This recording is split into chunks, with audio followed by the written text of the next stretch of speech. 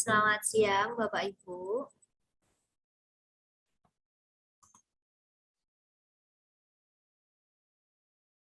Dr. Agus, apakah masih bergabung?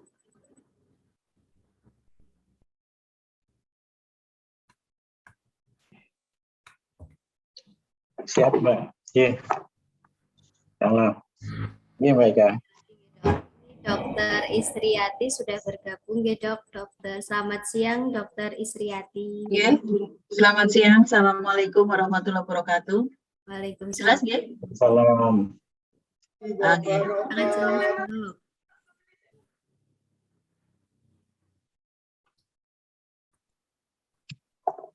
Sambil menunggu yang lain. Ini ada beberapa yang belum bergabung nih.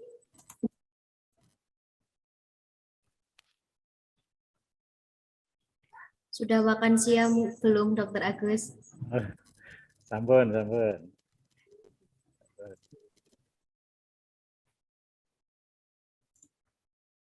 Mau dikirimi? Ya, dok. Iya, sampun. Untuk sesi selanjutnya akan disampaikan oleh Dr. Isriati. Jadi, monggo silahkan dokter yang moderatornya Dr. Agus Suharto. Mungkin Dr. Agus, waktu dan tempat saya persilahkan. Ya, terima kasih Mbak Ika. Selamat siang rekan-rekan sekalian yang saya hormati, para peserta diskusi pada siang hari ini. Dan selamat siang Dr. Isriati, Sugeng Rawuh. Bapak Ibu sekalian, bahwa siang hari ini seperti disampaikan tadi, melanjutkan sesi yang sudah kita lewati pada pagi hari tadi, yaitu pembahasan ataupun diskusi tentang bab 3. Nanti Dr. Isriati mungkin akan menyampaikan tiga berapa? Ke-8 ya. Sebentar.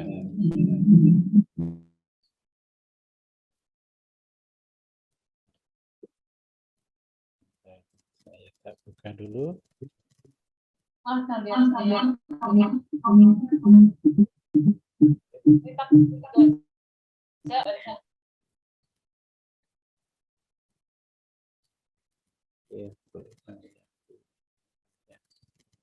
Dr. Isriati nanti akan menyampaikan bab 38 sampai dengan 39.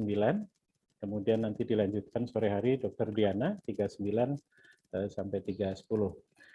Sebelum Dr. Isriati menyampaikan materinya, perkenankan saya untuk memberi informasi kepada Bapak Ibu sekalian para peserta bahwa sesi ini akan berlanjut ataupun diskusi akan berlanjut di hari-hari mendatang dengan topik-topik yang tidak kalah menarik, yaitu yang pertama adalah nanti di tanggal 3 Juni, ya, 3 Juni akan ada penyampaian materi atau diskusi tentang manajemen risiko dan keselamatan pasien. Kemudian pada tanggal 6 Juni, pembahasan tentang indikator mutu, ya, dan kemudian dilanjutkan di tanggal 10 Juni ada pembahasan dan diskusi tentang program prioritas nasional yang akan disampaikan oleh para narasumber yang kompeten di bidangnya. Dan monggo Bapak Ibu para peserta bisa catat, kemudian link akan diberikan menjelang pertemuan, ya, ataupun beberapa hari menjelang pertemuan, Bapak Ibu sekalian akan mendapatkan link yang bisa diakses pada pertemuan-pertemuan yang tadi saya sampaikan, 3 Juni, 6 Juni, dan 10 Juni, dengan materi-materi yang terkait dengan persiapan akreditasi. Kemudian pada sesi berikutnya, belum ditentukan tanggalnya, nanti ada penyampaian tentang tips menyiapkan akreditasi dengan MBM. Apakah itu MBM? Nanti akan disampaikan ataupun kita akan ketahui pada saat penyampaian materi MBM ini. Waktu untuk Dr. Isri nanti jamnya, ini sekarang pukul 13 lebih 3 menit. Nanti waktunya mungkin sama 1,5 jam, ya, Dokter Isri, untuk menyampaikan paparan. Mungkin terbagi menjadi 2 sesi. Yang pertama adalah penyampaian, kemudian diikuti dengan materi diskusi. Namun sebelum beliau menyampaikan materi, alangkah baiknya saya bacakan tentang kurikulum vitae beliau, Dr. Isriati MKes, ya, Dr. Isriati MKes. Sekarang menjabat sebagai sekretaris dinas di P3A P2KB Kabupaten Tegal, dan beliau sudah berpengalaman ataupun menjalani profesi sebagai dokter sejak tahun 99 sebagai dokter PTT, kemudian dokter puskesmas dijalani tahun 2002 sampai dengan 2005, kemudian menjabat sebagai pejabat struktural di Kepala Puskesmas tahun 2005 sampai 2011, kemudian beliau juga... Suaranya hilang, ya? Halo, terdengar jelas ya? Terdengar jelas suara saya? Jelas, Dok. Kemudian Dr. Isri menjabat Kepala Bidang Kesga dan Gizi Dinas Kesehatan Kabupaten Tegal dari tahun 2011 sampai 2015. Kemudian Kabid P2P di Dinas Kesehatan Kabupaten Tegal 2015 sampai 2016. Kabid Kesmas Dinas Kesehatan Kabupaten Tegal 2016-2017. Kemudian Kabid Yankes Dinas Kesehatan Kabupaten Tegal 2017-2019, dan sejak 2019 sampai dengan Agustus 2022 adalah beliau Sekretaris Dinas Kesehatan Kabupaten Tegal. Kemudian 2022 sampai dengan sekarang beliau menjabat sebagai Sekretaris Dinas di P3A P2KB Kabupaten Tegal. Melihat catatan beliau sudah melanglang buana, terutama sebagai Kabid, saya rasa beliau amat kompeten, paham betul tentang seluk-beluk puskesmas, termasuk di dalamnya apa yang dilakukan oleh puskesmas, dan terutama di dalam mempersiapkan akreditasi. Saya rasa beliau amat berpengalaman. Di samping sebagai surveyor, ini surveyor sejak tahun 2018 ya. Jadi beliau amat sangat banyak pengalamannya baik sebagai pejabat di lingkungan dinas maupun sebagai surveyor. Nanti Bapak Ibu sekalian bisa bertanya mungkin terkait materi yang disampaikan, kemudian juga bila masih ada waktu bisa bertanya tentang barangkali segala hal yang terkait dengan puskesmas, karena beliau juga punya kompetensi ataupun melihat catatan beliau banyak berkecimpung di dinas, sehingga tahu betul apa yang dilakukan oleh puskesmas, tahu betul apa yang perlu diperbaiki, dan tahu betul apa yang harus dilakukan oleh puskesmas. Dipersilakan kepada Dr. Isriati untuk bisa memaparkan materinya, dimulai dari jam 13.06, saya rasa bisa sampai pukul 14.36. Terima kasih, dipersilakan Dr. Isri, monggo share screen. Iya, terima kasih atas waktunya Pak Agus Suharto, teman saya juga di pesawat di Laskesi. Bapak Ibu sekalian, ini teman-teman puskesmas, tapi ada juga yang saya lihat dari stikers, dari stikers Cirebon, kemudian barangkali ada yang di luar puskesmas juga yang hadir hari ini. Assalamualaikum warahmatullahi wabarakatuh. Mohon izin saya ditugaskan untuk memberi sharing ilmu sharing pengalaman terhadap teman-teman semua, karena sebetulnya tadi Pak Agus menyampaikan terkait dengan pengalaman saya di puskesmas maupun dinas kesehatan, dan insya Allah nanti kita bareng-bareng karena puskesmas dulu dan puskesmas sekarang pasti tantangannya akan berbeda. Langsung saja, karena untuk memanfaatkan Mohon interupsi sebentar. Nggih.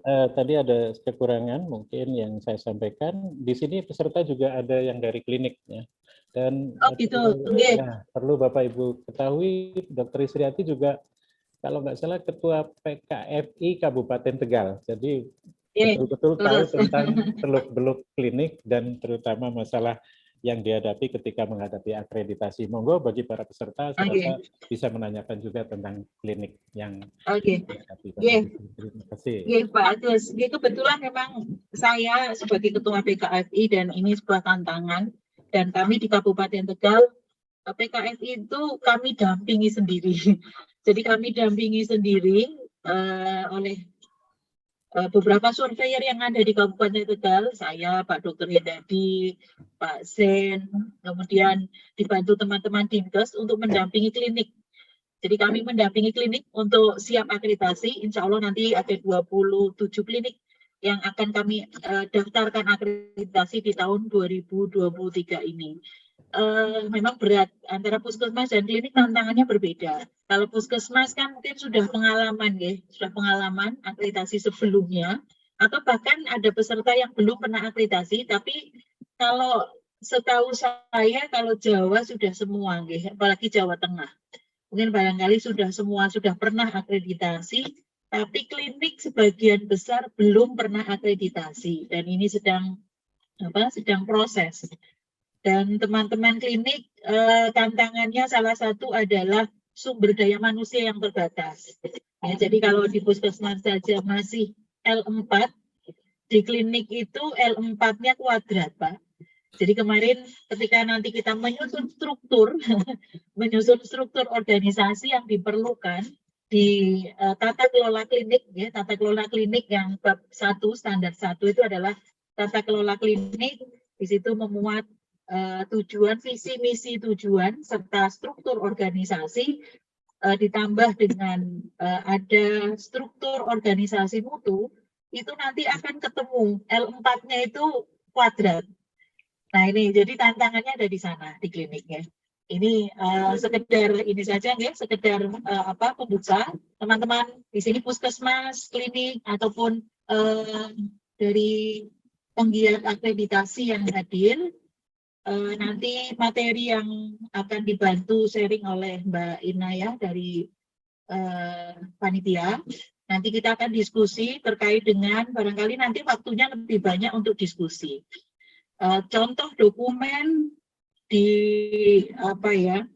di dunia maya itu banyak sekali. Tetapi kami memberi catatan bahwa dokumen itu harus disesuaikan dan diinternalisasikan atau dikondisikan sesuai dengan kondisi puskesmas atau kliniknya masing-masing. Jadi kami di Kabupaten Tegal itu saling berbagi dokumen. Ini barangkali bisa untuk sharing teman-teman yang lain, tetapi berbagi dokumen itu bukan untuk nyontok plek, itu tidak, tetapi setidaknya memberi gambaran teman-teman puskesmas atau teman-teman klinik bahwa dokumen yang harus dibuat seperti ini. Tetapi dokumen itu pasti harus disesuaikan dengan situasi klinik atau puskesmasnya masing-masing. Ini yang harus nanti pahami dulu, bahwa contoh dokumen banyak, tidak usah bingung, tidak usah kemudian ini betul atau ini tidak, tapi bahas bersama-sama. Sebagai panduan adalah instrumen akreditasi. Ya, jadi nanti kita melihatnya di instrumen.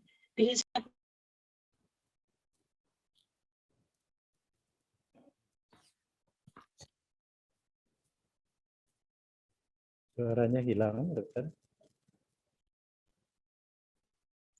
Halo, jelas. Yeah. Halo, oh ya, tadi agak ini ya hilang ya. Oke, jadi ini untuk teman-teman klinik, saya kira mungkin untuk teman-teman klinik semangat ya, tidak usah kemudian pesimis, anggotanya hanya sedikit, nanti ketemunya L4. Ya, L4 karena untuk menyusun struktur organisasi itu butuh butuh personil, tidak lagi. Jadi satu orang itu bisa dipasang di beberapa posisi di dalam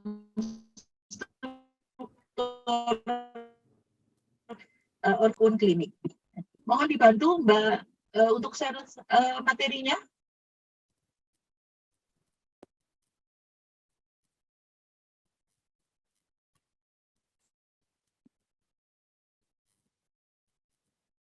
Baik, mohon izin dok, apakah sudah bisa dilihat? Diperbesar ini Mbak, diperbesar. Ya, siap. Sudah bisa.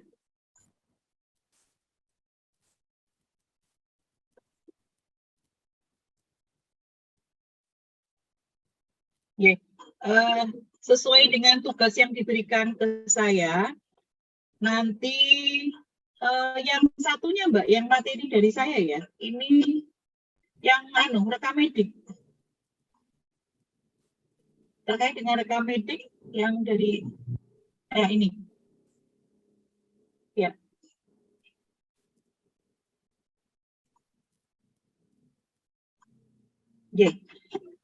Langsung saja ke materi pada standar bab 3, standar ke-8, yaitu penyelenggaraan rekam medis. Monggo nanti kalau teman-teman membawa kopian bukunya, kopian panduannya, instrumennya, bisa kita baca bersama-sama ya, karena sebetulnya ketika kita membaca, kita sudah tahu apa sih yang harus dimunculkan atau apa sih yang diperlukan di dalam standar 3.8 ini. Ya, pokok pikirannya adalah bahwa rekam medis diisi oleh rekam medis merupakan sumber informasi utama mengenai proses asuhan dan perkembangan pasien sehingga menjadi media komunikasi yang penting agar informasi ini belum masuk ya. Gimana? Halo?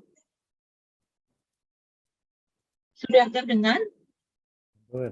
Sudah. Oh, sambung ya. Agar informasi ini berguna dan mendukung asuhan pasien secara berkelanjutan. Ya, kata kuncinya asuhan pasien secara berkelanjutan.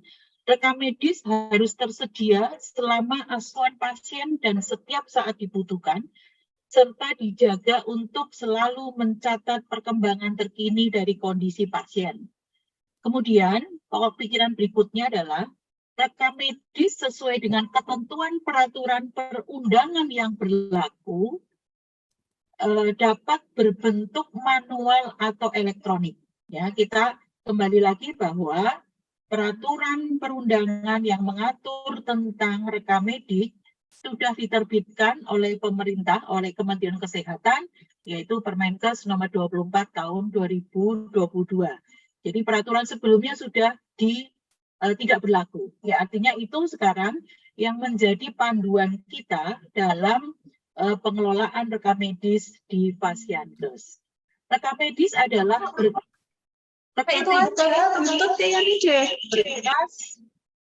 yang berisikan catatan dan dokumen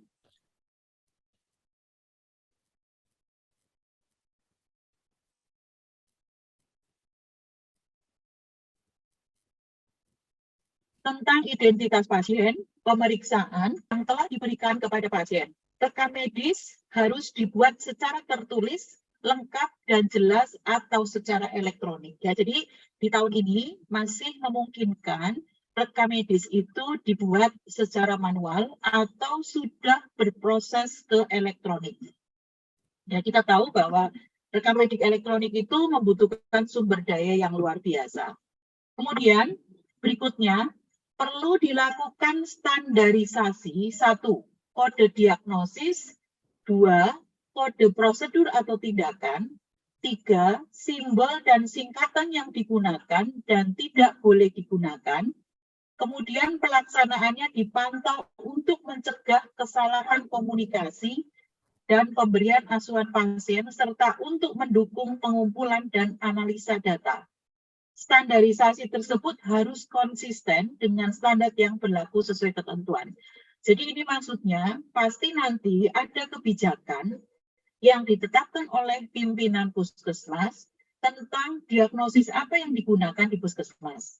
Ya, apakah ICD-10? Ya, kemudian kalau di klinik juga nanti harus ada ketetapan standar diagnosis yang digunakan di Fasiankes tersebut apa.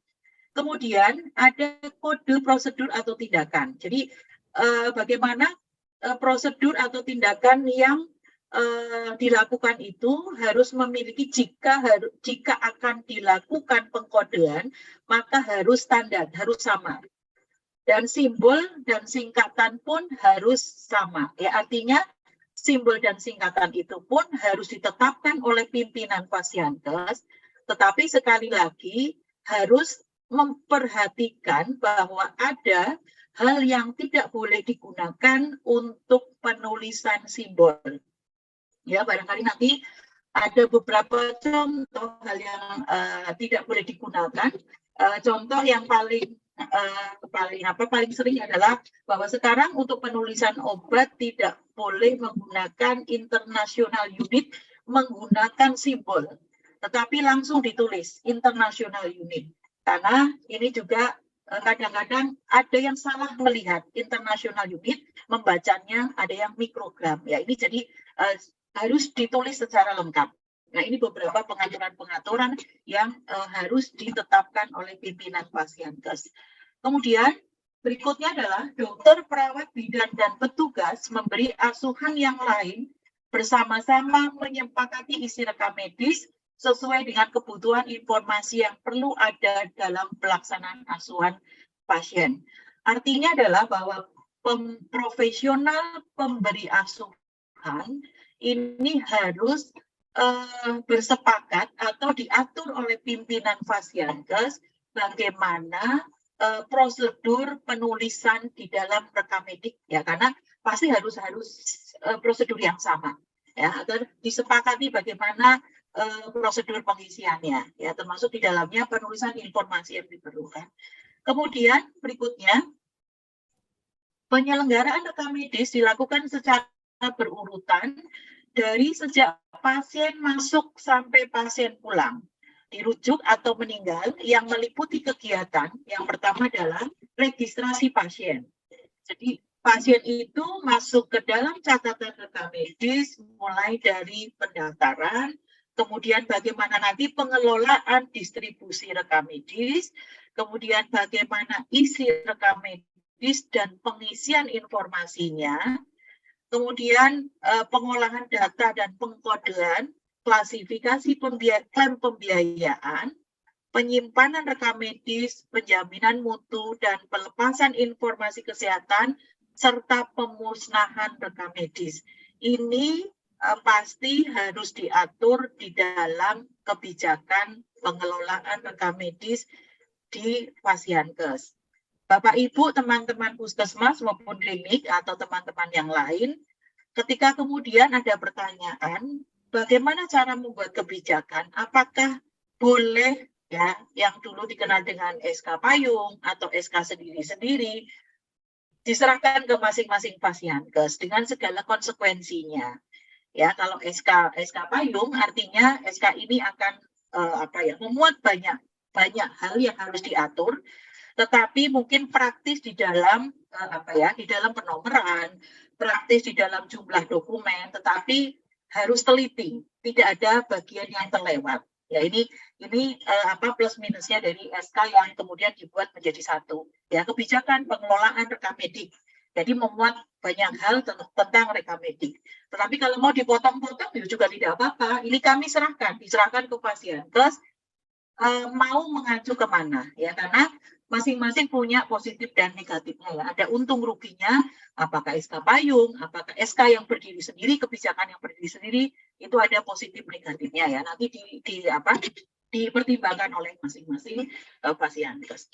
Kemudian di dalam rekam medik juga tercantum harus dicantumkan efek obat, efek samping obat dan kejadian alergi didokumentasikan dalam rekam medis. Ini hal yang menurut saya adalah hal yang pokok.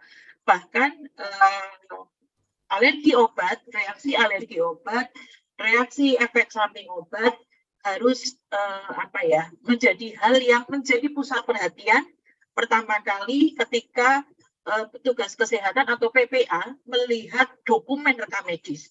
Jadi bagaimana informasi terkait dengan alergi obat itu harus menjadi hal yang pertama kali dapat terlihat.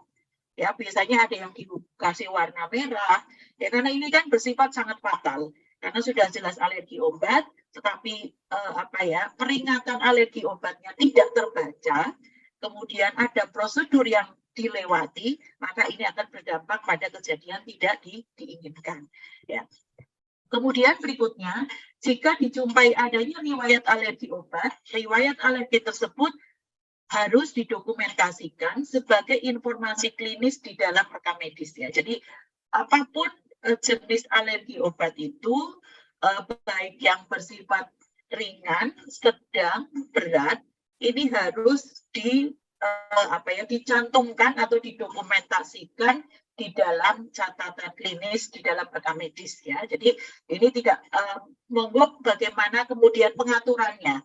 Ada yang dengan menggunakan stempel alergi, ya ada yang seperti itu, atau ada yang dengan tulisan alergi di bagian yang menonjol dengan warna yang menyolok, warna merah, itu juga bisa ya, karena ini juga hal yang menjadi salah satu yang harus diperhatikan terkait dengan keselamatan pasien. Kemudian rekam medis diisi oleh setiap dokter gigi dan atau tenaga kesehatan yang melaksanakan pelayanan kesehatan perseorangan. Ya, jadi ini sudah menjadi kewajiban dimanapun fasiankesnya, bahwa dokter gigi atau tenaga kesehatan yang lain yang melaksanakan pelayanan kesehatan harus mengisi rekam medis. Ya, ini pada pokok pikiran yang bisa disampaikan. Lanjut.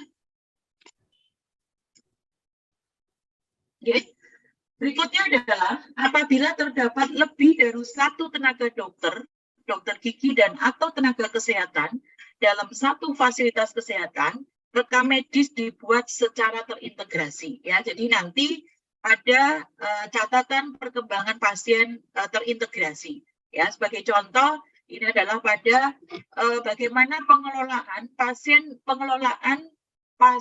dengan kasus yang harus diberikan layanan kolaboratif. Ya, sebagai contoh di puskesmas ada pasien diabetes dengan diabetes mellitus, kemudian pasien ini memerlukan asuhan dari tenaga ahli gizi. Ya, kemudian barangkali pasien ini juga ada gangguan di gigi mulutnya, ya, di gigi mulut, bagian gigi mulut, sehingga ini juga ada kolaborasi antara dokter umum, ya, antara dokter gigi dan nutrisionis. Nah, ini ada catatan catatan pengasuhan pasien secara terintegrasi. Ini harus ada catatan itu.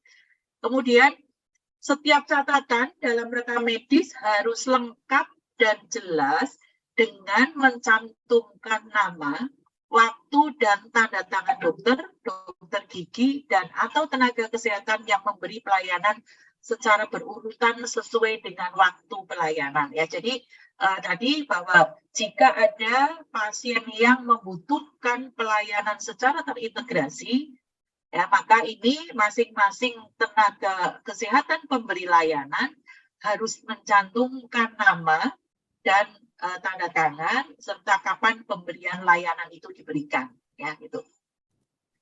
Kemudian bagaimana bentuk-bentuknya, ya, diserahkan ke fasiankes, ya. Ada yang memang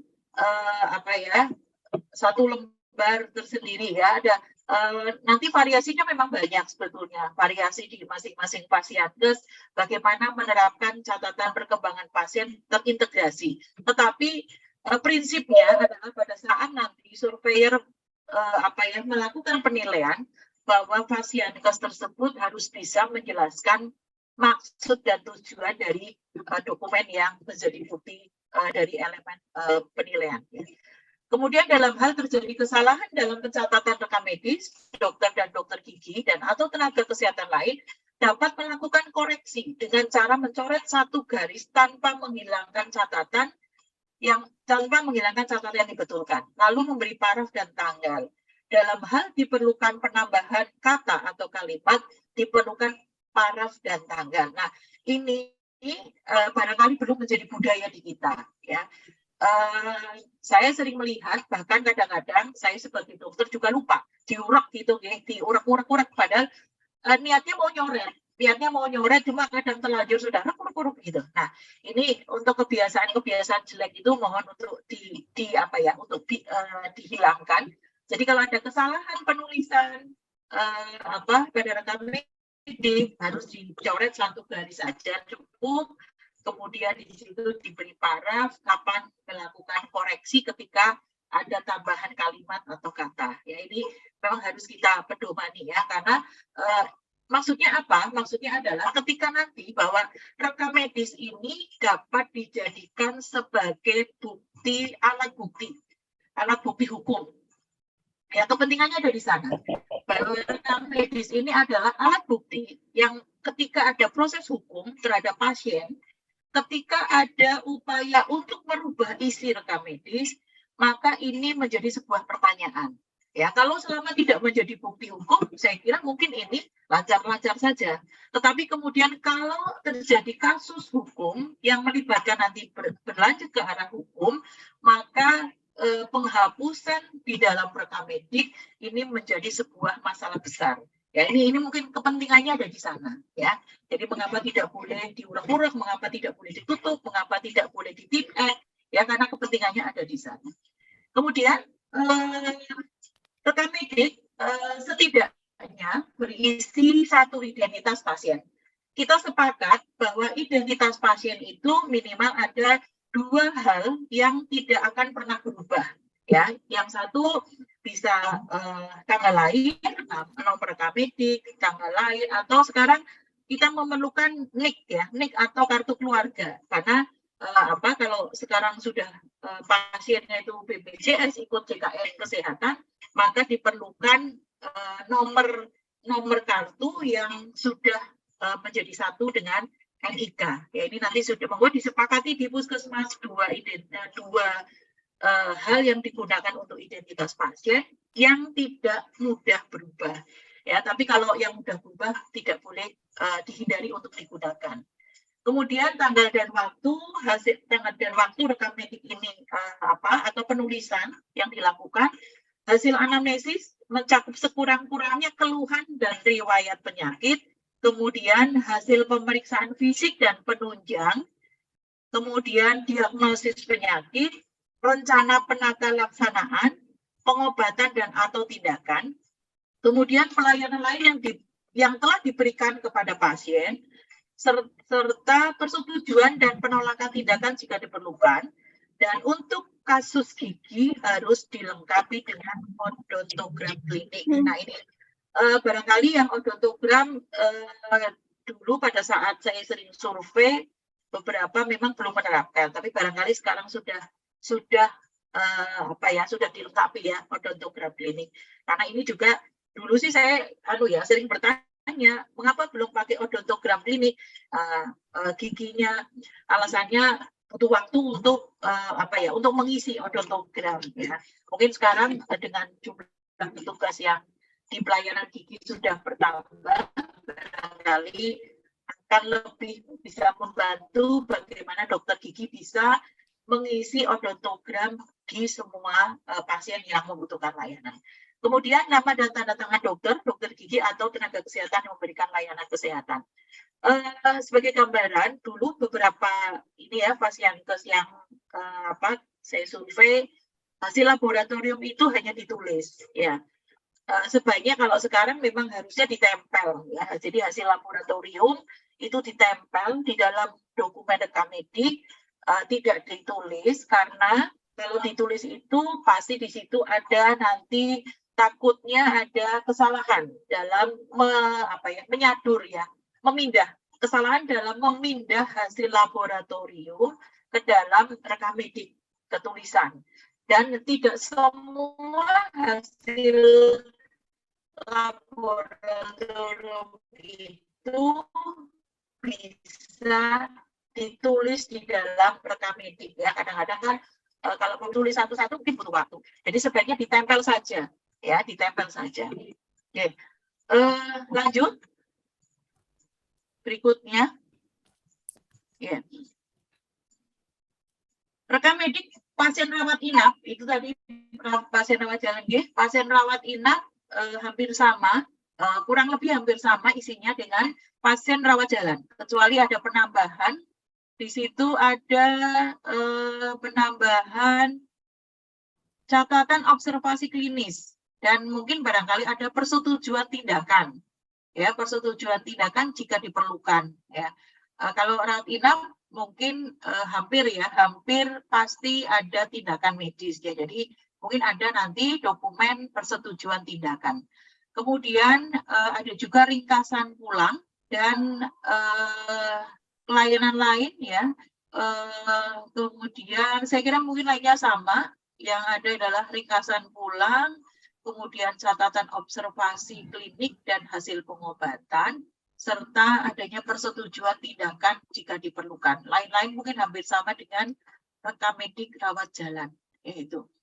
Kemudian untuk rekam medis rawat pasien gawat darurat, kalau pasien gawat darurat ini hampir sama. Bedanya adalah pada ada rencana penata laksanaan. Ya, jadi apakah pasien gawat darurat ini butuh untuk dilakukan rujukan? Ya, kalau kemudian butuh dilakukan untuk rujukan, maka harus dilengkapi juga prosedur kelengkapan prosedur rujukan, termasuk bagaimana persiapan rujukan harus dilakukan. Ya, dokumen-dokumen pendukungnya juga harus dilengkapi. Oke. Lanjut saja. Oke. Terus, oke. Kemudian pokok pikiran berikutnya, Puskesmas menetapkan dan melaksanakan kebijakan penyimpanan berkas rekam medis dan data serta informasi lainnya. Jangka waktu penyimpanan rekam medis, data dan informasi lainnya terkait pasien sesuai dengan peraturan perundang-undangan yang berlaku guna mendukung asuhan pasien, manajemen dokumentasi yang sah secara hukum, pendidikan, dan penelitian. Jadi kalau dokumen ini di dalam Permenkes nomor 24, di situ disebutkan setidak-tidaknya itu minimal ya 25 tahun untuk rekam medik elektronik. Untuk bagaimana dengan rekam medik manual, di dalam seingat saya ada peraturan perundangan yang lain yang mengatur terkait dengan dokumentasi kesehatan itu disebutkan setidak-tidaknya 10 tahun. Jadi kalau di Permenkes yang 24 itu minimal 25 tahun, tetapi ada dokumen lain, peraturan perundangan lain yang mengatur setidak-tidaknya 10 tahun. Nah, tetapi kalau rekam medik manual ini nanti ada pengelolaannya, ada yang dinamakan retensi. Ya, retensi itu dari aktif menjadi tidak aktif. Ini nanti bisa dilakukan, bisa dikaji dari apakah pasien kunjungan terakhir pasien datang ke Pasienkes itu kapan. Kalau ada pasien yang kunjungan ke Pasienkesnya sudah lebih dari 2 tahun tidak pernah hadir, maka rekam medik itu bisa diinaktifkan, diretensi, ya. Jadi disimpan di tempat tersendiri untuk mengurangi kepadatan tempat penyimpanan. Kalau nanti kemudian sudah melewati masa habis penyimpanan dokumen, ini baru bisa dimusnahkan, ya. Jadi ada masa inaktif, salah satunya kriterianya adalah bahwa pasien tersebut minimal 2 tahun sudah tidak melakukan kunjungan ke Pasienkes tersebut. Dan kebijakan tentang penyimpanan atau retensi rekam medis konsisten dengan kerahasiaan dan keamanan informasi tersebut. Berkas rekam medis, data dan informasi dapat dimusnahkan setelah melampaui periode waktu penyimpanan sesuai dengan peraturan perundangan, kecuali ringkasan pulang dan persetujuan tindakan medik. Ya, jadi rekam medik kalau sudah melewati batas tadi, ya, batas waktu penyimpanan, ya kalau di Permenkes, saya lupa Permenkesnya berapa itu yang mengatur tentang dokumen kesehatan 10 tahun, maka bisa dimusnahkan, tetapi dikecualikan untuk ringkasan pulang dan persetujuan tindakan medik. Ya, jadi ini yang apa ya, yang ditinggal ya, tidak dimusnahkan. Oke, lanjut.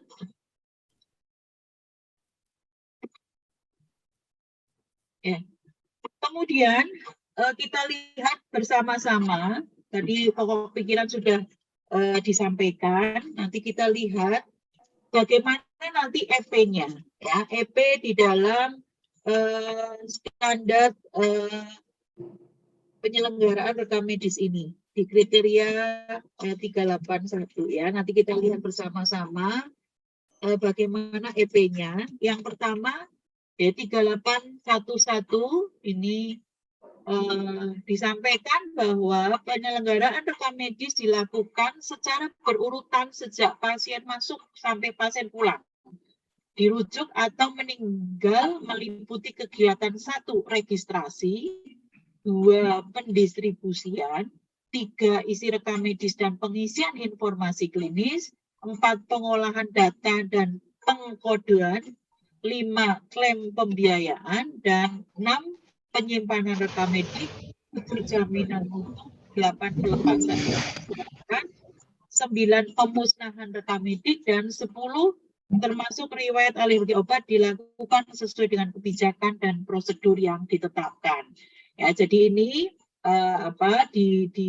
sudah diurai satu-satu. EP-nya adalah ada SK, ada kebijakan penyelenggaraan rekam medik. Ya, ini.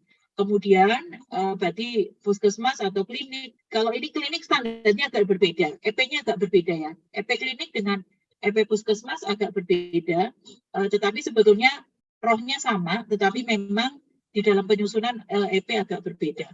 Kemudian ada kebijakan tentang akses rekam medik. Nah, akses rekam medik ini mengatur siapa yang boleh mengakses rekam medik, siapa yang tidak boleh, dan bagaimana kebijakannya, bagaimana pengaturannya.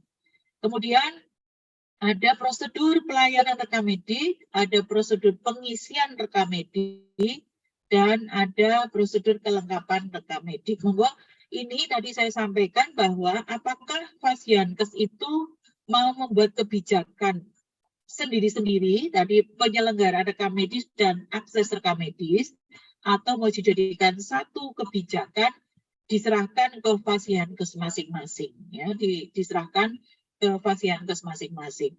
Kemudian untuk dokumen yang diperlukan di dalam EP ini, yang pertama adalah kelengkapan rekam medis. Nanti surveyor pasti akan meminta dokumen rekam medis pada saat telusur. Nah, kalau puskesmasnya rawat inap, pasti nanti akan meminta rekam medis rawat inap dan rawat jalan. Ya, mewakili semua biasanya. Rawat jalan, pelayanan gigi, pelayanan UGD, ruang UGD ya, atau KIA dan rawat inap. Biasanya minta minimal ya 20 rekam medik, dilihat dulu. Ini biasanya proporsional dari berbagai macam tempat layanan gitu. Kemudian nanti juga akan dinilai apakah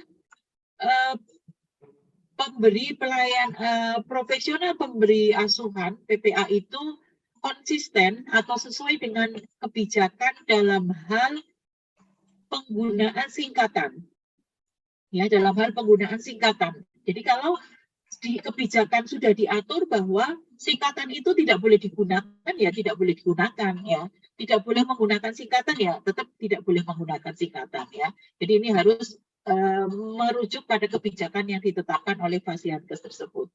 Kemudian riwayat alergi pasien pada rekam medis. Nah, ini juga nanti dilihat dokumennya. Apakah ada atau tidak ya. Jadi kalau tidak ada riwayat alergi, ditulis saja tidak ada riwayat alergi ya.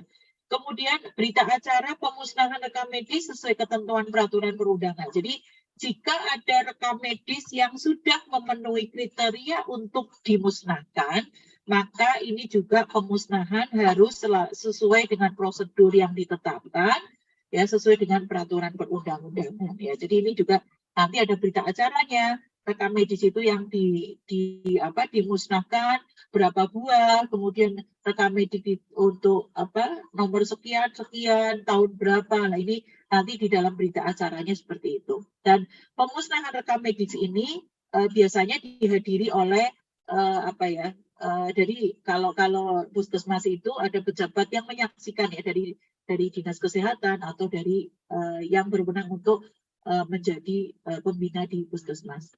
Kemudian nanti surveyor, di samping tadi dokumen-dokumen juga nanti diminta, surveyor akan melakukan observasi ya terhadap penyelenggaraan rekam medis. Ya, jadi nanti melihat dokumennya dilihat, kemudian barangkali juga nanti ditanyakan kalau pada saat kita menilai, melakukan observasi, apakah contoh ya, apakah semua pasien gigi itu diperiksa rekam mediknya sudah dimasukkan catatan pelayanannya itu ditulis di dalam odontogram, yaitu kemudian apakah semua tindakan yang dilakukan oleh petugas itu dicatat di dalam rekam medik ya. Jadi tadi pengaturan-pengaturan yang ditetapkan ini yang menjadi bahan observasi dari surveyor. Kemudian kita nanti surveyor itu juga akan menggali informasi tentang penyelenggaraan, pendistribusian, pengolahan data dan pengkodean dan serta penyimpanan rekam medis ya. Nanti ditanya siapa yang bertanggung jawab, pasti nanti kan ada surat tugas sebagai penanggung jawab rekam medik di fasilitas tersebut. Saya kira kalau puskesmas sudah hampir semuanya memiliki minimal 1 tenaga rekam medik ya. Kalau klinik masih sangat jarang. Ya, ketika klinik tidak ada tenaga rekam mediknya, maka ini harus ada dukungan bahwa yang bersangkutan sudah pernah mengikuti pelatihan manajemen rekam medik. Ya, karena kalau tidak, maka sebetulnya tidak boleh mengelola rekam medik. Karena kalau belum ada ilmunya, tidak boleh mengelola rekam medik. Jika tidak ada tenaga yang kompeten, maka harus ada pelatihan bagi tenaga yang ditunjuk untuk mengelola rekam medik.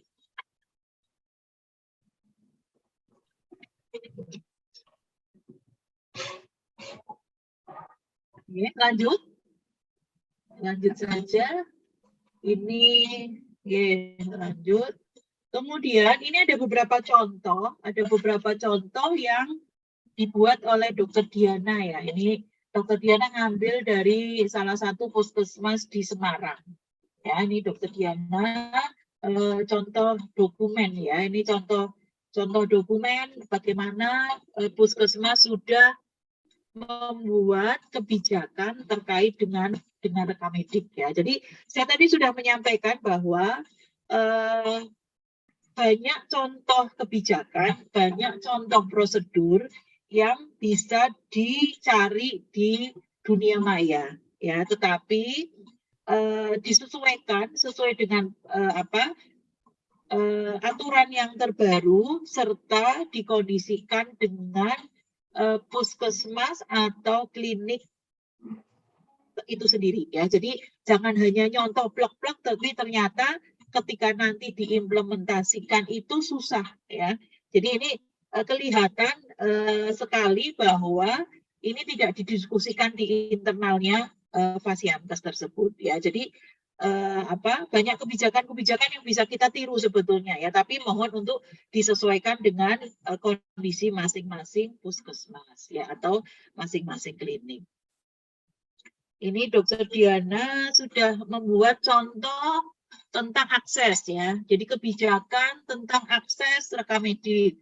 Kemudian ada kebijakan penyelenggaraan rekam medik dan penyelenggaraan dan pengelolaan rekam medik ya. Jadi nanti ini bisa dijadikan referensi. Monggo kalau saya melihat ini SK-nya mengatur banyak hal ya. Jadi SK-nya mengatur banyak hal. Jadi ada diktumnya itu sampai diktum ke berapa ini? Ke-7 ya.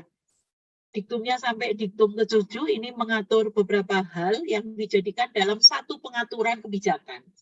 Ya, jadi ini pasti nanti kalau dimunculkan di lampiran, barangkali lampirannya bisa lebih dari satu ya. Jadi lanjut, mungkin barangkali nanti ada yang bisa didiskusikan ya setelah selesai. Lanjut.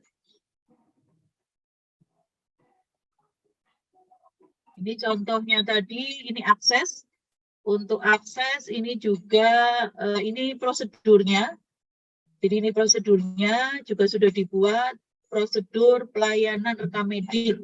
Ya, jadi nanti kalau prosedur pasti di situ ada kebijakan yang yang mendasari, ya, kebijakan yang mendasari, yaitu di sini keputusan Kepala Puskesmas tentang penyelenggaraan pengelolaan rekam medik. Ya, jadi dulu pada saat dulu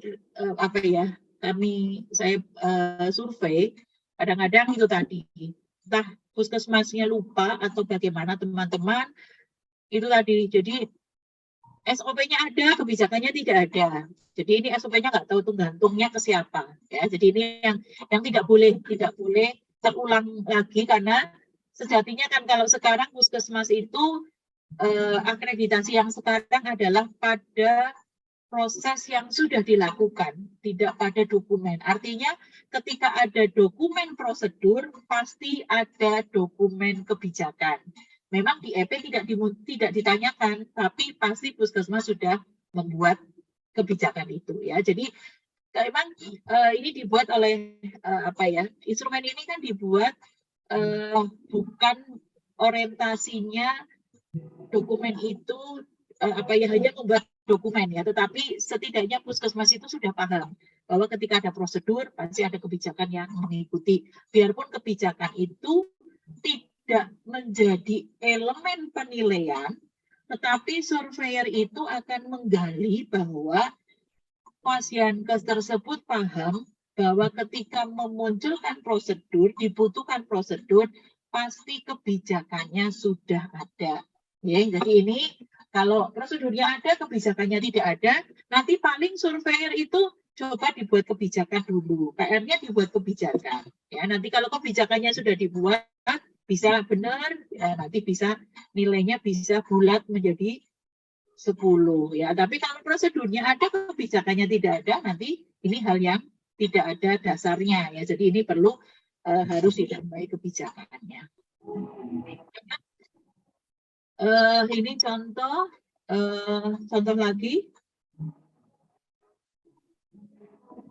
Ini contoh sebelumnya, Mbak. Sebelumnya prosedur pengisian rekam medis elektronik. Oh ya, ini berarti ini di Semarang ya. Semarang sudah mulai ya. Memang beberapa puskesmas kan sudah memakai Simpus.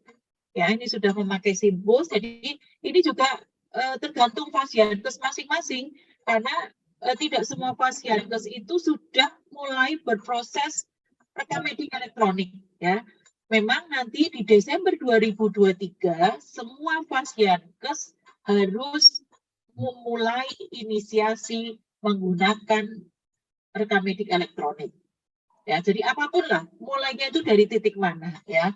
Termasuk barangkali sekarang teman-teman pasienkes yang sudah MOU dengan BPJS sudah menggunakan antrian online.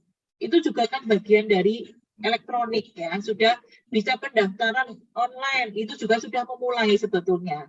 Ya, jadi tidak harus kemudian Desember 2023 semua rekam medik elektronik itu sudah terimplementasi secara 100%.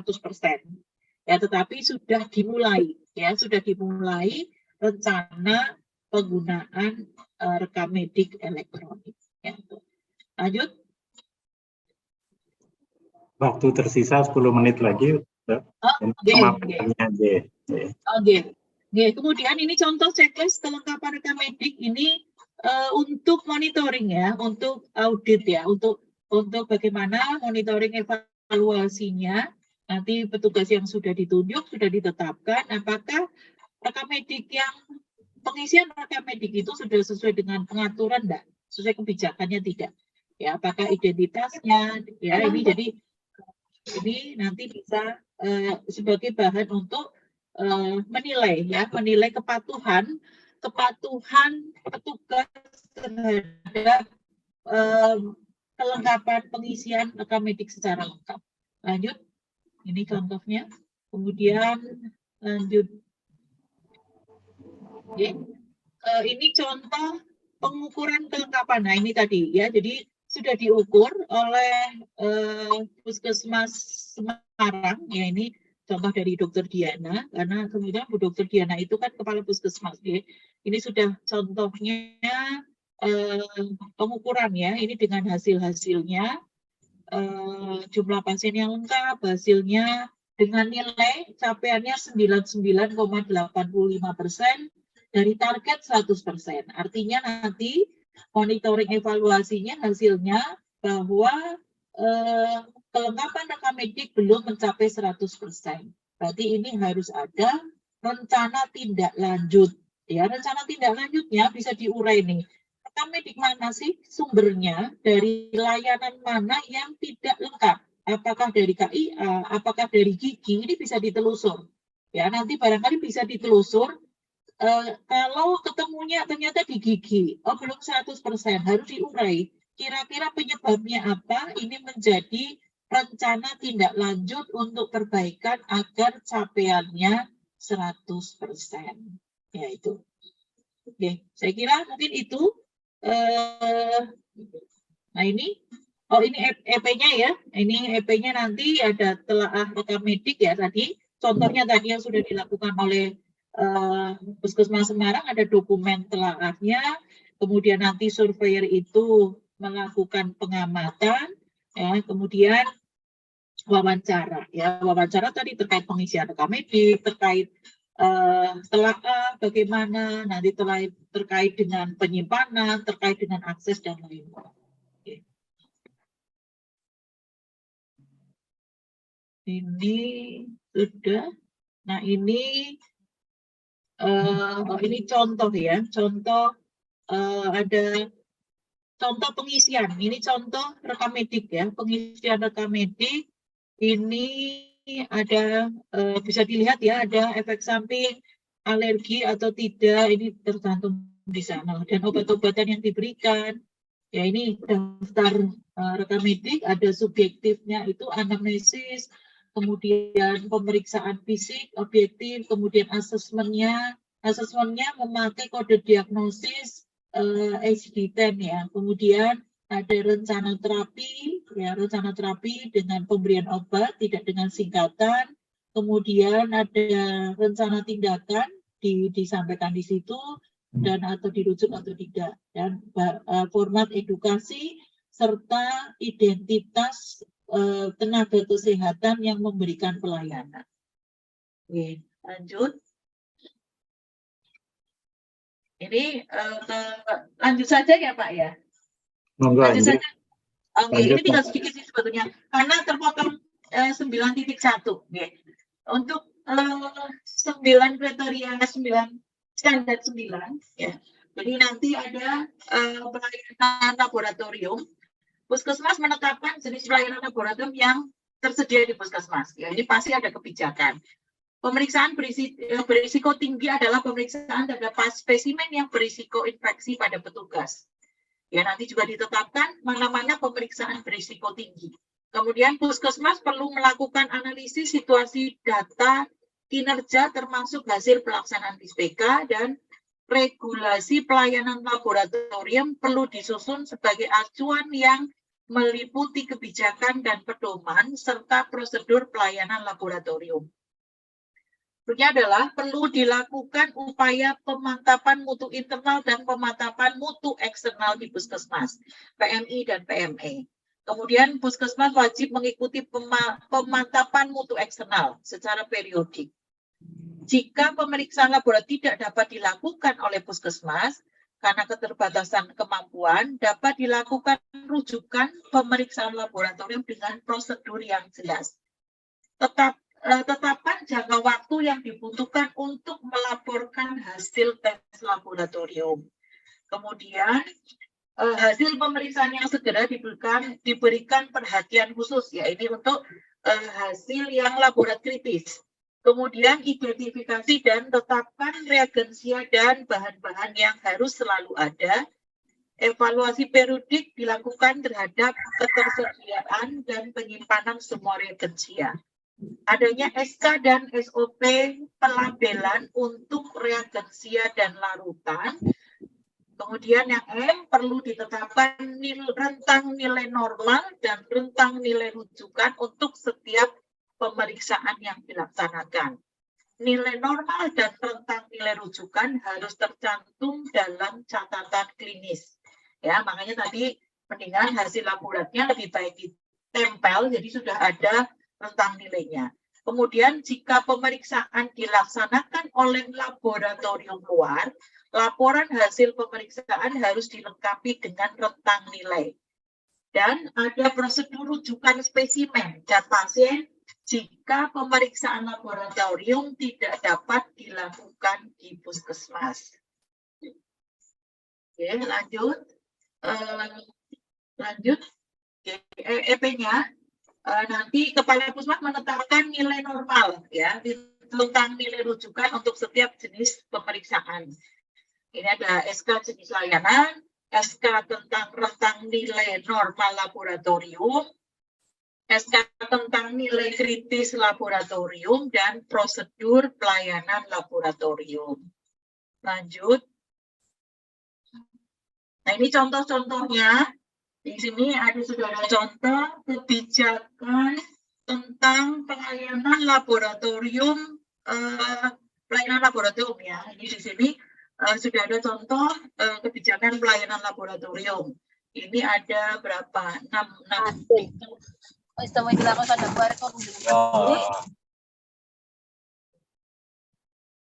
Ini lampiran-lampirannya kayaknya tidak disertakan, ya, contohnya. Lanjut.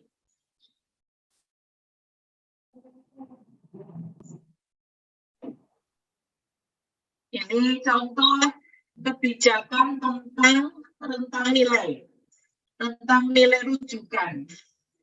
Setiap jenis pemeriksaan laboratorium, nah ini monggo nanti ini karena masing-masing alat yang berbeda, reagen yang berbeda, rentang nilainya akan berbeda. Jadi mengapa kemudian harus ditetapkan, harus dicantumkan, karena jenis dan alat laboratorium menentukan rentang nilai. Ya, ini yang harus dipahami oleh teman-teman puskesmas, perbedaan alat, perbedaan bahan reagennya akan membedakan rentang nilai normalnya. Oke, lanjut. Ini contoh nilai ambang kritis laboratorium. Nah, ini puskesmas juga harus menetapkan apa saja laborat yang dianggap memiliki ambang kritis. Ya, ini disebutkan nilai ambang kritis laboratorium. Di situ disebutkan nilai, ya, ada nilai ambang kritis laboratorium di puskesmas sebagaimana terlampir dalam lampiran. Nah, laborat kritis ini adalah maksudnya rohnya adalah ketika hasil laborat ini menunjukkan angka yang ditetapkan, maka ini harus disikapi secara darurat. Ya, contoh gula darah itu dianggap kritis berapa? Apakah ditetapkan di bawah 50 atau di atas 500? Ya, ini mau ditetapkan oleh pasien tergantung dari jenis dan bahan dari laborat yang tersedia. HB juga harus ditetapkan. HB dianggap kritis itu di puskesmas mau ditetapkan berapa? Apakah di bawah 7? Apakah di bawah 8? Nah, ini harus ditetapkan. Karena begitu ketemu hasil laboratorium, maka harus ada langkah atau kebijakan yang kemudian ditetapkan di dalam prosedur. Ya, contoh, kalau ada laborat kritis HB nilainya itu di bawah 50 karena mungkin sudah ditetapkan 50, maka langkah berikutnya adalah petugas laboratorium apakah sudah melakukan pemeriksaan ulang? Ya, duplo, dicek 2 kali. Kalau 2 kali itu hasilnya sama, maka kita bisa menyimpulkan bahwa ini nilainya kritis. Ya, segera harus dilaporkan ke dokter yang meminta pemeriksaan laboratorium tersebut untuk tata laksana pasien berikutnya. Oke. Lanjut. Untuk ini tentang pengelolaan reagen ya. Untuk pengelolaan reagen, ini ada bagaimana, termasuk di dalamnya adalah penyimpanan ya, penyimpanan, kemudian pelabelan reagen laboratorium yang harus dilakukan oleh pasien. Ya. Ini contohnya, lanjut, kemudian EP-nya ada SOP pelabelan, SOP penyimpanan, SOP bahan medis habis pakai yang harus tersedia. Ya, ini kemudian ada bagaimana prosedur pelayanan laboratorium jika reagen tidak tersedia. Kemudian ada juga dokumen yang harus tersedia yaitu MSDS ya, Material Safety Data Sheet, ini juga harus tersedia untuk semua jenis reagen yang ada di puskesmas. Kemudian ada bukti penyimpanan dan pelabelan reagensia, ada bukti perhitungan kebutuhan reagensia termasuk buffer stock. Jadi nanti ada bagaimana kebijakan puskesmas reagen itu dianggap habis dan harus pesan ketika jumlahnya itu berapa. Ya, jadi nanti masing-masing puskesmas menetapkan sendiri. Contoh barangkali kalau tinggal 2 botol sudah dianggap habis, ya sudah berarti harus puskesmas itu harus prosedur untuk pemesanan reagen tersebut. Maksudnya apa? Maksudnya agar kesinambungan layanan itu tetap bisa dilaksanakan. Jadi tidak ada ruang bahwa puskesmas tidak bisa melakukan pelayanan laboratorium karena kehabisan bahan atau reagen. Ya, kemudian bukti pemesanan reagen nanti ada checklist monef ketersediaan reagen dan bukti penyampaian pelayanan laboratorium jika reagen tidak tersedia. Kemudian ada penggalian informasi tentang pengelolaan reagen, ini wawancara oleh surveyor. Oke. Ini contohnya pelabelan ya, SOP pelabelan nanti bisa dipelajari sendiri ya. Jadi ada dasarnya adalah kebijakan tentang pelayanan laboratorium. Lanjut. Kemudian ada SOP penyimpanan dan distribusi reagen. Oke.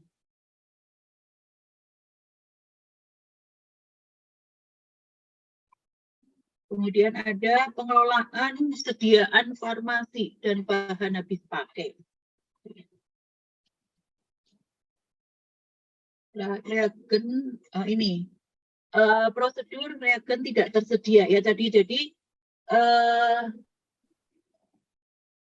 bagaimana sikap puskesmas ketika reagen itu tidak tersedia ya. Jadi ada langkah-langkahnya, apakah nanti termasuk disepakati di internalnya puskesmas atau merujuk atau bagaimana, ini disepakati saja ya. Jadi ketika reagen tidak tersedia, padahal tadi kan di dalam kebijakannya ada namanya buffer stock ya. Buffer stock itu mencegah bahwa reagen itu tidak tersedia, tetapi suatu saat akan terjadi kelangkaan reagen dengan berbagai macam sebab. Nah, ini yang harus kemudian langkah-langkah petugasnya seperti apa. Ini contoh ya, ini contoh material safety data sheet. Ini didapatkan di masing-masing reagen ya. Di masing-masing reagen itu sudah ada setiap reagen ada material safety data sheet. Ini ada kriteria simbolnya ya, simbol warna ada yang biru, merah, kuning dan putih ya. Ini termasuk antidotumnya. Antidotum itu jika terjadi keracunan ya, ini bahan penetralnya apa itu biasanya sudah ada di MSDS. Lanjut. Nah, ini contoh-contoh, ini pelabelan ya, pelabelan dan penyimpanan. Jadi bahan yang mudah terbakar ya mesti harus dipisahkan dari bahan lain, kemudian dijauhkan tempat penyimpanannya dari matahari ya, jadi panas. Kemudian biasanya kan dengan bahan kaca yang botol yang berwarna gelap. Lanjut. Ini contohnya pengajuan ya. Setelah adanya evaluasi kebutuhan ini diajukan oleh pengelola laboratorium kepada kepala puskesmas. Ini contoh perhitungan buffer stock ya. Jadi perhitungannya nanti dilihat dari pelayanan sebelumnya ya. Pelayanan sebelumnya mungkin bisa 1 tahun sebelumnya ditambah 10% ya. Monggo ini kalau ini 15% buffer stocknya. Ya, tergantung kebijakan masing-masing puskesmas, mau 10%, mau 15%, mau 20% buffer stoknya ini ditetapkan. Oke, lanjut. Nah,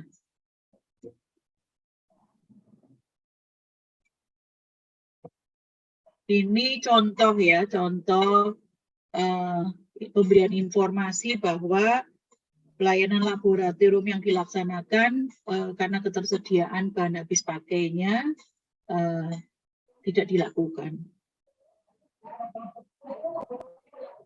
Oke, terus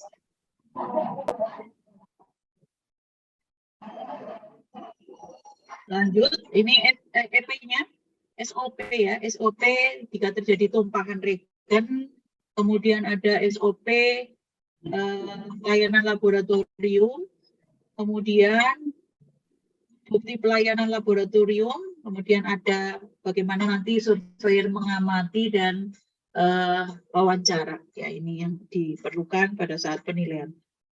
Lanjut. Ini contoh SOP penanganan tumpahan. Nah, ini penanganan tumpahan, barangkali Bapak Ibu, teman-teman puskesmas dan klinik sudah menyiapkan yang namanya spill kit ya. Spill kit itu bisa dibuat secara sederhana sebetulnya. Bagaimana ketika ada tumpahan bisa ditangani untuk mencegah terjadinya kontaminasi kepada lingkungan sekitar atau petugas. Kemudian pelayanan laboratorium di luar jam kerja. Nah, ini kalau ada ya, kalau di puskesmasnya itu ada rawat inap, kemudian ada pelayanan laboratorium yang dilakukan di luar jam kerja. Nah, ini bagaimana pengaturannya? Monggo ditetapkan ya, sesuai dengan kemampuan puskesmas. Lanjut. Ya, terima kasih. 20 menit. Ya. Saya kira mungkin materi sementara sudah, mungkin untuk diskusi, nggih. Oke. Terima kasih Dr. Isri. Waktu kita masih ada 20 menit untuk bisa berdiskusi. Barangkali Dr. Isri bisa melihat ataupun nanti dibantu oleh tugas pertanyaan-pertanyaan yang sudah disampaikan di dalam kolom chat banyak sekali. Monggo di dalam 20 menit ini barangkali bisa dipilih pertanyaan-pertanyaan yang mungkin menyangkut khalayak banyak. Monggo Dr. Isri. Ini di saya pertanyaan dari mana ya, puskesmas.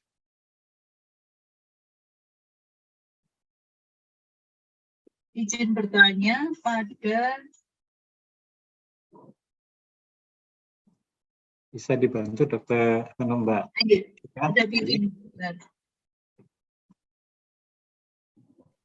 Yang dari puskesmas Kebumen ini ya. Pada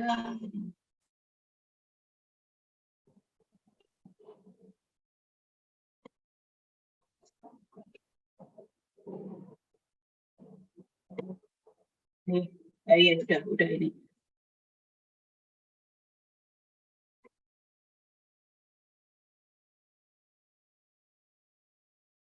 Contoh perkembangan pasien terpadu terintegrasi rawat jalan di poli umum, UGD dan ruang PK. Mungkin kalau catatan perkembangan pasien di rawat jalan itu barangkali mungkin tidak tidak sekompleks yang ada di rawat inap ataupun di UGD yang akan melakukan atau dilakukan rujukannya. Jadi kalau catatan perkembangan rawat jalan ini memang kebetulan contohnya tidak ada, bisa saja dibuat di dalam lembar rekam medik saja bisa. Di situ nanti kalau memang atau bisa juga dengan lembar pelayanan terintegrasi. Jadi di situ ada beberapa dokter.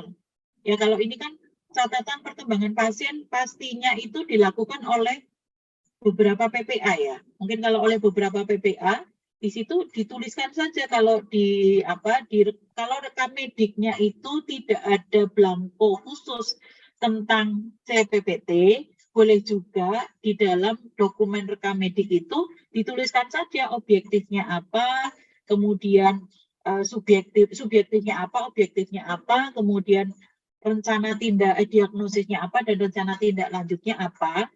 Karena ini namanya adalah perkembangan, catatan perkembangan, maka di situ ada contoh pasien diabetes ya, yang sering kontrol. Untuk rawat jalan itu kan pasien yang sering kontrol. Nah, pasien yang sering kontrol biasanya pasien diabetes, pasien hipertensi. Sebetulnya di dalam rekam medik biasa saja bisa terlihat. Ya, setiap kali dia kunjungan itu dianggap sebagai catatan perkembangan pasien. Beda kalau di rawat inap. Kalau dirawat inap dia kan mungkin bisa catatan perkembangannya itu bisa dilihat dari jam per jam ya. Jadi jam ini diperiksa oleh dokter A, hasilnya seperti ini ya. Nanti kemudian shift malam dia memeriksa lagi, hasilnya seperti ini ya. Jadi kalau dirawat inap mungkin lebih kompleks, tapi kalau dirawat jalan bisa menggunakan lembar rekam medik yang ada. Karena rawat jalan itu kan biasanya pada saat dia kunjungan, ya pada saat kunjungan dengan penyakit yang sama itu yang harus kita anggap sebagai catatan perkembangan pasien. Ya, jadi hipertensi, diabetes, contohnya apalagi ya kalau anak-anak itu gizi buruk mungkin ya status pemantauan status gizinya itu juga bisa contohnya bisa seperti itu. Kalau VK itu kan dengan ini saja lembar yang dengan ada yang partograf dan lain-lain, pemantauan pakai itu saja bisa sebetulnya. Itu bisa dianggap catatan perkembangan pasien. Ya. Kemudian izin bertanya, pembahasan 3.8 terkait dengan SOP layanan klinis. Apakah perlu ada daftar tilik? Adakah jumlah standar pertanyaan untuk daftar tilik? Ya, jadi untuk pelayanan klinis apakah perlu ada daftar tilik? Nah, daftar tilik itu apakah yang mau dibuat apa? Daftar tilik yang mana? Karena prosedur pelayanan klinik artinya kalau daftar tilik menilai kepatuhan petugas terhadap prosedur layanan. Ya, jadi ini kan untuk monitoring evaluasi. Daftar tiliknya kalau mau dibuat sebagai bahan untuk evaluasi, monitoring evaluasi perlu. Jadi nanti adalah kepatuhan petugas terhadap prosedur layanan klinis. Apakah langkah-langkah yang ditetapkan di dalam prosedur itu sudah dilakukan oleh profesional pemberi asuhan. Ya, jadi untuk menilai itu butuh daftar tilik. Daftar tiliknya artinya nanti mengacunya pada langkah-langkah yang ada di SOP. Ya, jadi untuk SOP apakah ada jumlah standar pada bagian langkah-langkah? Ya tidak ada standar, tergantung dari langkah apa saja yang diperlukan di Fasiankes tersebut. Jadi kalau memang langkahnya di Fasiankes tersebut ada 5, ya berarti kan itu nanti yang 5 itu yang menjadi daftar tilik bahwa petugas itu sudah memang melaksanakan langkah 1, langkah 2, langkah 3. Gitu. Jadi tidak ada standar menurut saya, tidak ada standarnya, tergantung tadi bagaimana Fasiankes itu membuat langkah-langkah. Karena masing-masing Fasiankes itu pasti langkahnya akan berbeda. Karena apa? Karena situasi di Fasiankes akan beda-beda. Kecuali kalau di situ ditanyakan prosedur pelayanan sebuah penyakit ya. Prosedur pengobatan pasien dengan hipertensi. Itu pasti kan ada standarnya. Standarnya mengacunya mana? mengacu pada standar layanan klinis untuk dokter di FKTP. Ya, jadi kalau kaitannya dengan pengobatan penyakitnya, kita mengacu pada standar yang kita pakai. Ya, jadi standar layanan klinis pada dokter di FKTP. Tapi kalau prosedur pelayanan klinis, jadi prosedur pelayanan klinis di Fasiankes tersebut itu meliputi apa saja. Ya, jadi pasien itu dianggap memiliki pelayanan klinis itu apa saja langkahnya.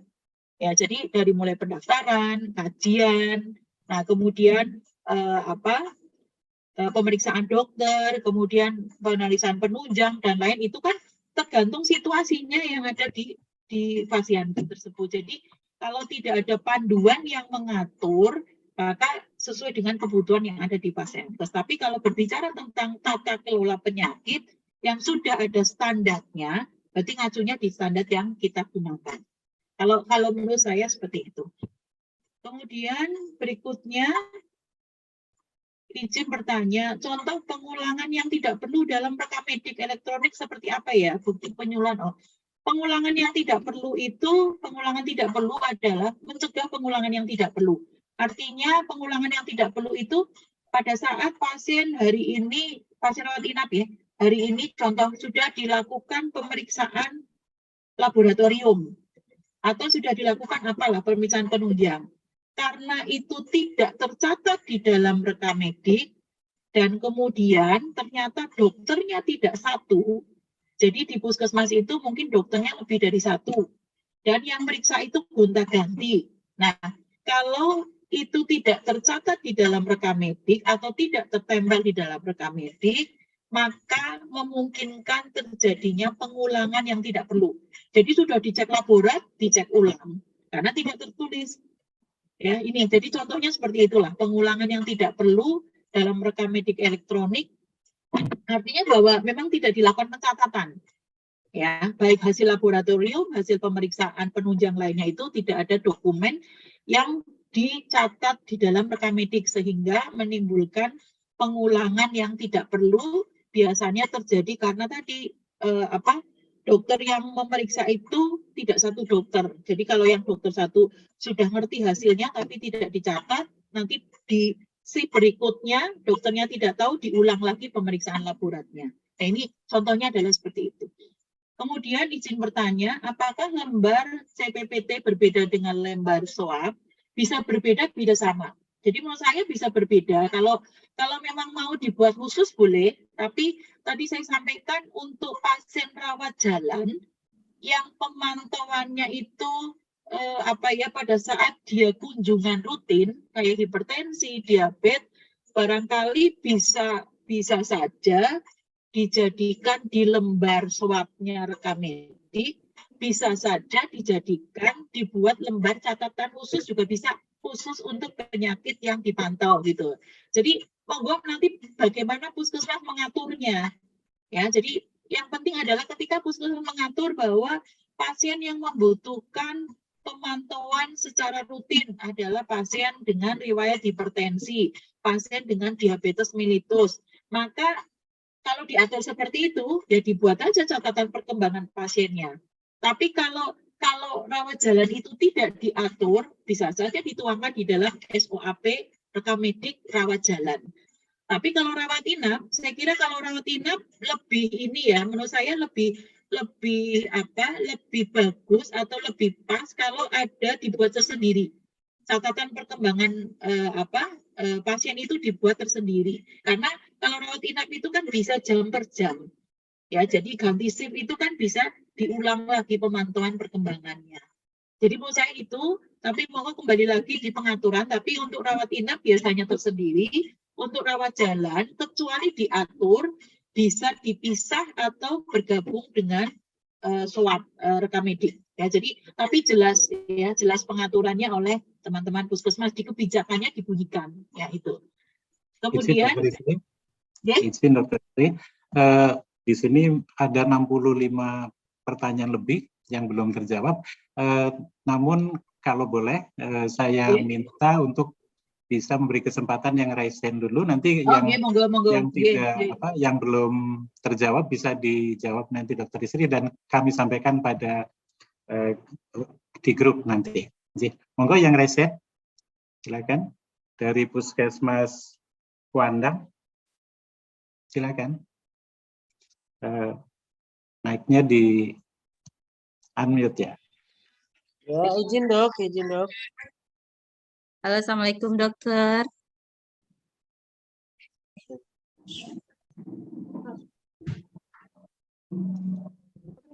Terdengar Dokter Isri?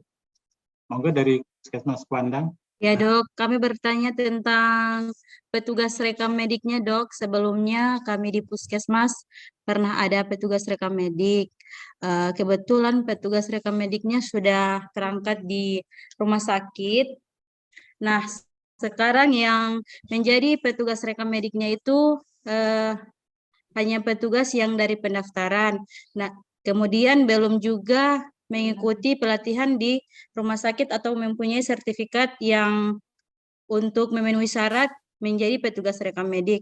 Nah, apakah kami dari Puskesmas Padang bisa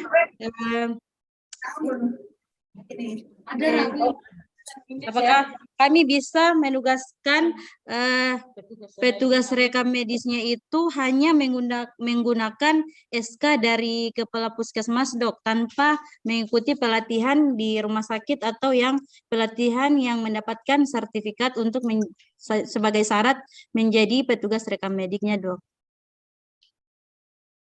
Terima kasih dokter, demikian hanya pertanyaan. Suara kan suaranya Monggo Dokter Isri. Kuandang mana ya? Dari mana ini? Kuandang mana? Puskesmas Gorontalo Utara dok. Oh, Sulawesi ya. Iya. ini Bapak. Memang idealnya harus tenaga rekam medik. Ya, kalau tenaga rekam medik tidak ada, tenaga kesehatan lain yang diberi yang sudah pelatihan, jadi tidak perlu diberikan pendelegasian kewenangan. Ya. Kemudian kalau tidak ada semua, adanya itu latar belakang pendidikannya apa, Bu? Bukan nakes ya? Sarjana administrasi dok. Oh iya, berarti kan bukan nakes kan? Bukan tenaga Iya, bukan kesehatan.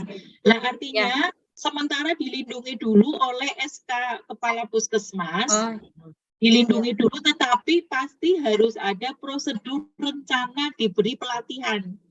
Oh iya dok. Di sana ada enggak? Kerjasama Puarmiki ada enggak?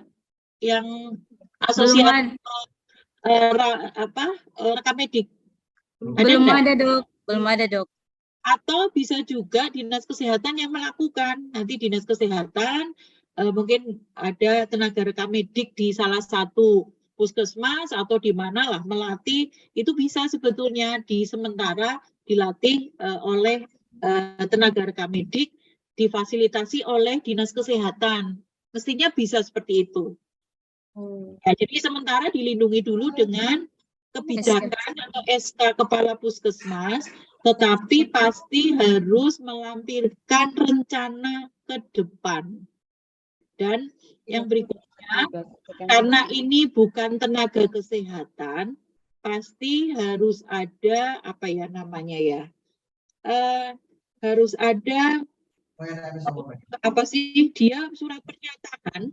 Surat pernyataan tidak akan apa ya istilahnya membocorkan gitu loh Mbak. Tidak akan membocorkan dokumen, tidak akan menggunakan dokumen rekam medik dan isinya untuk kepentingan di luar kepentingan pasien. Harus ada surat pernyataan itu, surat pernyataan kesanggupan untuk tidak menggunakan dokumen rekam medik dan isinya untuk kepentingan di luar kepentingan pasien. Jadi pakai itu saja. Jadi bahwa dia benar-benar tidak akan membocorkan apa yang ada di isi rekam medik itu. Atau dokumen rekam medik itu tidak boleh dibawa kemana-mana, jadi dia dipinjem-pinjemkan, nah, itu juga nggak boleh. Ya, jadi mungkin itu pakai SK penunjukan dari Kepala Puskesmas, kemudian ada surat pernyataan yang bersangkutan tidak akan melakukan membocorkan dokumen rekam medik dan isinya, kecuali untuk kepentingan pasien, untuk kepentingan pelayanan pasien. Saya kira mungkin itu sudah cukup dan ada rencana permohonan, rencana atau permohonan kepada Dinas Kesehatan untuk melatih tenaga tersebut. Mungkin itu saja sih menurut saya bisa mencukupi. Ya artinya Mas itu paham gitu loh, ya. Gitu. Ya, makasih Dok. Terima kasih. Untuk berikutnya bisa di-unmute, monggo, dari Puskesmas Sukolilo yang raisen. Assalamualaikum. Dari Puskesmas Sukolilo 2. Izin bertanya untuk pokok pikiran di kriteria 1.1 yaitu poin F tentang pemantapan mutu eksternal. Apabila di BPA Puskesmas kita itu belum ada anggaran untuk melakukan PME, itu solusinya gimana nggih, Dok? Yeah.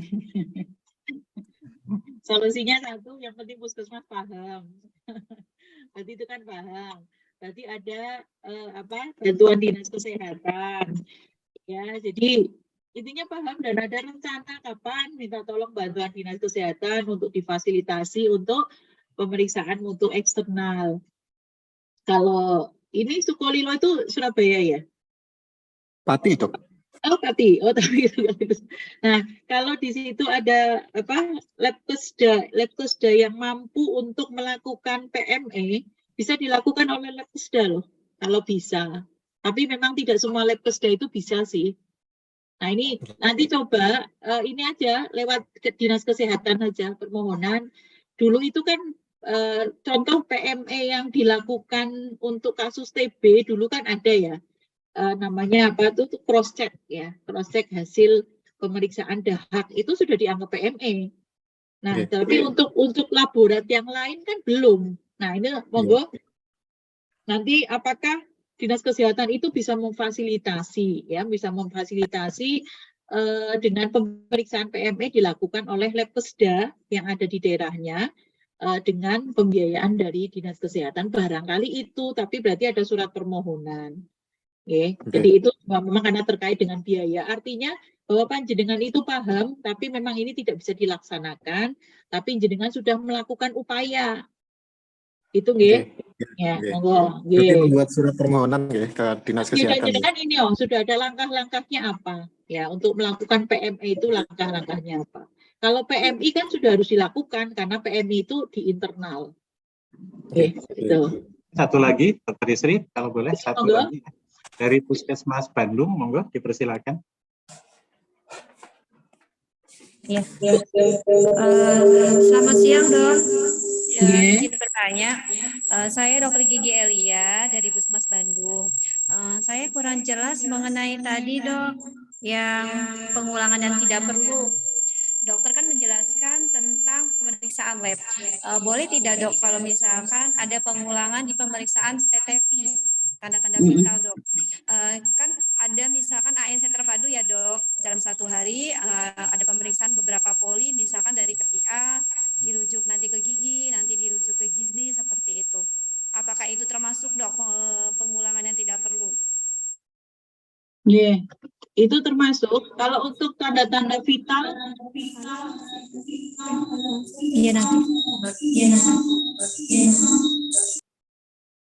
Nah, untuk tanda-tanda vital, kalau pengulangan tidak perlu itu kalau hasilnya itu normal tapi diulang-ulang, itu tidak perlu.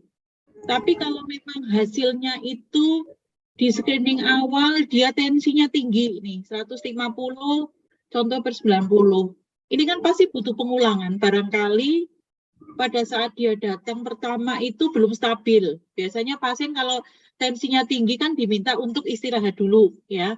Itu bukan pengulangan tidak perlu. Jadi pengulangan tidak perlu itu ketika hasilnya normal tetapi tidak tercatat dan pasien itu diulang lagi diperiksa di bagian yang lain. Itu yang dianggap pengulangan tidak perlu, bisa termasuk pemeriksaan tadi tanda-tanda vital. Ya, jadi saya hanya salah satu contoh tadi ya, laborat itu salah satu contoh. Bisa juga tanda vital dianggap tidak perlu kalau normal tapi diulang-ulang. kecuali kalau tidak normal, itu boleh diulang untuk evaluasi dan monitoring tekanan darah. Mungkin itu jawaban saya. Ya, sudah cukup, Dokter Gigi dari Bandung. Cukup ya.